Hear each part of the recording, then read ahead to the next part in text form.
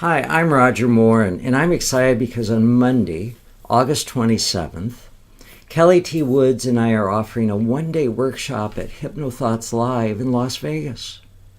Our workshop is Hope is Realistic, Mindful Hypnosis for clients with chronic issues.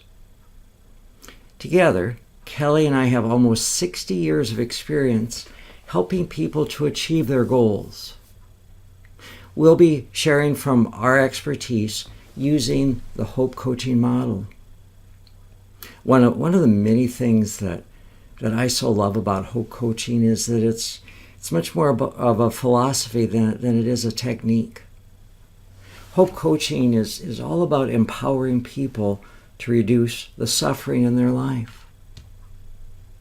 We'll show you how to use mindful hypnosis to provide practical solutions for chronic issues. You'll learn how to excite your client's imagination for change. And you will find out how to work with the medical community and build your practice. Hope coaching and this workshop is about the finesse of hypnotherapy. And if you're not in the room, well, you're missing out. You really do want to be part of this, so join the wave of Hope coaching and register now.